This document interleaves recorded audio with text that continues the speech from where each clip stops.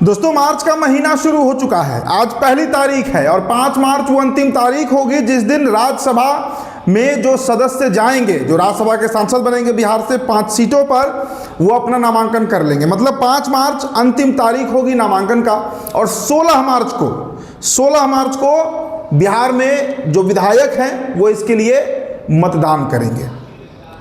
तो दिल्ली में क्या चल रहा है, दिल्ली का जो पॉलिटिकल लॉबी है, जो सियासी गलियारा है, वहाँ पर क्या चल रहा है। देखिए बहुत बड़ी खबर है और खबर बड़ी इसलिए हो जाती है क्योंकि जो 5वें सांसद है बिहार से यानी उपेंद्र कुशवाहा, उनको भारतीय जनता पार्टी की तरफ से एक ऑफर दिया गया है और इसकी चर्चा जो है वो अब पटना तक हो रही है। पटना में भी अब जो राजनीति के जानकार लोग हैं वो ये बात पर चर्चा कर रहे हैं कि भाई दिल्ली से क्या ऑफर मिला उपेंद्र कुशवाहा को। भारतीय जनता पार्टी लुटियंस में इस बात की चर्चा तेज है कि भाजपा ने बिहार में एक पार्टी को जो एनडीए गठबंधन दल के तहत है यानी उपेंद्र कुशवाहा की पार्टी राष्ट्रीय लोक मोर्चा का बीजेपी में विलय कराने का ऑफर दिया है।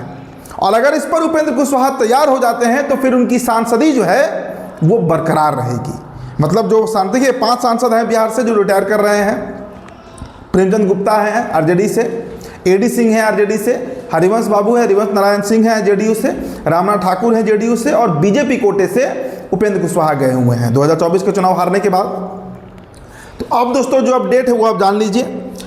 मर्जर के साथ बीजेपी ने कहा है कि जब अगर मर्जर हो जाता है, विलय हो जाता है राष्ट्रीय लोक मोर्चा का भारतीय जनता पार्टी में, तो समस्या खत्म हो जाएगा और उपेंद्र कुशवाहा को राज्यसभा की जो सांसदी है उनकी वो भी बरकरार रह जाएगा। मतलब बीजेपी 3 सीटों पर चुनाव लड़ रही है, इसके लिए एकदम मतलब कहिए कि वो अस्वस्थ है कि वो 3 सीटों पर चुनाव लड़ रही है और 5वां सीट जो होगा वो उपेंद्र कुशवाहा को जाएगा। जदयू की तरफ से रामनाथ ठाकुर का रास्ता बिल्कुल क्लियर है, कहीं इबट नहीं है। रामनाथ ठाकुर जा रहे हैं राज्यसभा और तीसरी बार जा रहे हैं और सिर्फ इसलिए जा रहे हैं क्योंकि वो कर्पूरी ठाकुर के बेटे हैं, केंद्र में मंत्री हैं। हरिवंश नारायण सिंह के ऊपर संशय बरकरार है। चर्चा तो ये भी है कि हरिवंश नारायण सिंह जो है वो भारतीय जनता पार्टी कोटे से यानी बीजेपी कोटे से जा सकते हैं। देखिए एक राजपूत को भेजने की चर्चा है और नाम वहां पर पवन सिंह का चल रहा है। पवन सिंह की जब से मुलाकात हुई नितिन नवीन से, उसके बाद तो ये बहुत इस चर्चा पे होने लगी कि भाई क्या सच में पवन सिंह जा रहे हैं। तो अब अभी तक जो खबर है दोस्तों, हरिवंश नारायण सिंह की भी चर्चा है, लेकिन पवन सिंह अब तक जो है वो खूंटा गाड़े हुए हैं और 5 तारीख तक इस बात का ऐलान हो जाएगा। मतलब अगले 3 से 4 दिनों में ये बात क्लियर हो जाएगा कि दरअसल भारतीय जनता पार्टी के कोटा से, राजपूत कोटा से कौन से नेता राज्यसभा जा रहे हैं। अब जदयू की बात करें तो जदयू में एक नाम मैंने आपको बताया रहा रामनाथ ठाकुर का और दूसरा नाम जिस पर चर्चा है वो नाम मनीष वर्मा का है। मनीष वर्मा नीतीश कुमार के एकदम खासम खास बेहद करीबी और कुर्मी जाति से भी हैं, स्वजातीय भी हैं नीतीश कुमार के, लेकिन उनके जाने से दिल्ली में एक लॉबी है जो असहज हो रहा है। आप समझ रहे होंगे, संजय झा और ललन सिंह उनका पत्ता काटने में वो लोग लगे हुए हैं और इस बात की जानकारी जो है वो नीतीश कुमार को भी हो रही है कि मनीष वर्मा, जिनके नाम पर नीतीश कुमार ने भी हामी भरी है कि हाँ मनीष वर्मा जा सकते हैं, दिल्ली में जो लॉबी परेशान हो रहा है इसके चलते, तो अगर मनीष वर्मा राज्यसभा नहीं जा पाए तो फिर उन्हें बिहार में बहुत बड़ी जिम्मेदारी मिल सकती है। मतलब बिहार में वो मंत्री भी बनाए जा सकते हैं एमएलसी कोटा से, इसकी भी चर्चा हो रही है। तो जेडी से जो दूसरा नाम जो प्रपोज नेम है वो मनीष वर्मा का ही है। अब हालांकि देखिए Nitish Kumar is known for surprises, वो चौंकाते हैं, सरप्राइज देते हैं, तो हो सकता है कि कोई तीसरा नाम भी चला जाए, लेकिन अब तक मनीष वर्मा से ही ये नाम आगे चल रहा है। और सबसे बड़ी जो खबर है कि भारतीय जनता पार्टी से पवन सिंह के अलावा, उपेंद्र कुशवाहा के अलावा, चूंकि अगर उपेंद्र कुशवाहा मर्जर करा ले रहे हैं, पार्टी का विलय करा ले रहे हैं, तो भी उपेंद्र कुशवाहा जाएंगे। इन नामों के अलावा जो और नाम है उसमें ऋतुराज सिन्हा है, गुरु प्रकाश पासवान का नाम भी चल रहा है, युवा नेता है।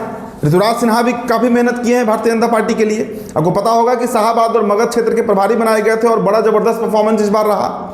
मतलब जो सबसे कमजोर इलाका था बीजेपी का, एनडीए का, उसमें सबसे मजबूती से परफॉर्म कर पाई बीजेपी, एनडीए। इसका श्रेय ऋतुराज सिन्हा को जाता है।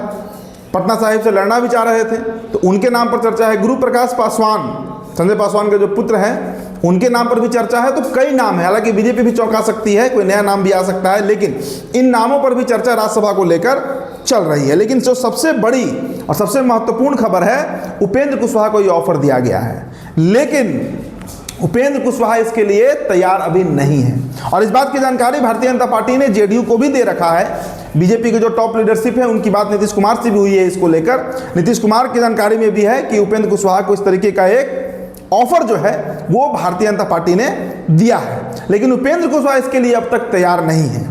उपेंद्र कुशवाहा मानते हैं कि अपनी पार्टी उनकी जो है राष्ट्रीय लोक मोर्चा वही रहेगी, और इसके चलते अगर हो सकता है कि नहीं वो मर्ज करें तो फिर उनकी जो राज्यसभा की सांसदी है, मतलब राज्यसभा के जो सीट है उनके पास, वो हाथ से फिसल सकता है। देखिए अब ज़्यादा समय बचा नहीं है, कल 2 तारीख हो जाएगा, उसके बाद 3, 4, 5, 4 तारीख को तो होली ही है, 3 तारीख को होलिका दहन है, तो लगभग नाम जो है वो अब फाइनल हो रहे हैं। लेकिन 5 तारीख को इसका ऑफिशियल अनाउंसमेंट बिहार में कर दिया जाएगा।